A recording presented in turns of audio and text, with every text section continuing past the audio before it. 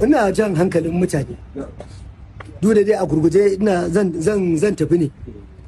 Yayin duk da mutum ya tafi neman aure to ya tsaya ya nemi, shi sa nace a dinga tsawaita zancen ana aure, ya tsaya ya nemi wacce take son sa yake santa, ɗabi'unsu da al'adun suka zo suka kira suka haɗu, to sai ka samu zaman lafiya, ka samu fifiko ko ka samu soyayya. To amma wannan yarinyar ba ta so alaji, aka matsanta mata, kuma shi isnanin kai baka gan shi ba alaji. To tubarkalla Allah shi ya abinsa, ko ba haka ba, ya zo ya auri zarka da yarinya kai Allah in ta haka fa da idanunta in gaya ma inda ka san kwai ake jurawa. Amma idan da Mariyo kawai ya zo ya za a ta ce me zan yi zuwa aka ce wallahi karya kike yi, sai ki karo shi shikenan. Ana mana nasiha yake aka auren aka je daki. A dai isnani yarinya nan ga maka ta ki dadin azanci. To in kai mijina ne na yanda an ga ka jibe ka ba, in kai da abin da ya sa ta sace, in kai mijina ne to yi mun kukan babur in ji.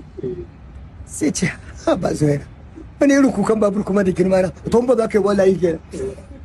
Sai ce bar sai ko ta kyari kaler da dariya ta ce dalla ba haka ba. To nake ya ce to bring sai ko ta tsire da dariya ni ba haka ba nake. To ka durkusa sai bari ka ga yadda za ka yi. Sai ce to sai ta ce durkusa. To da yake abinka da yana so kuma karama yarinya laji kai wai kada ya rasa kyan sai ku ya durkusa. Yana durkusa an gaya maka yarinya ba sai ku ta haka ba a gadon bayansa. Sai ta ce to kai mun kukan bes ba. Kana ji ko yake ya shuru ya ta kama kuduwa ni sai ta tsire da dariya, sai ta kuma kama nan kuduwa yadda kama totin ya ce to wani kudin kukan na gama kana sai ce to ni wanda wani sai ta kwa ajiye da dariya. Kaga ta mai da shi gala to ina dalili irin wannan. Duk da dai ko dai da wasa ne, wasan mata da miji, amma wannan na reni wayo ne.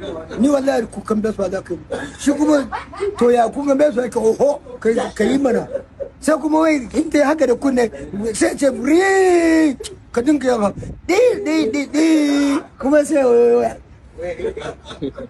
sha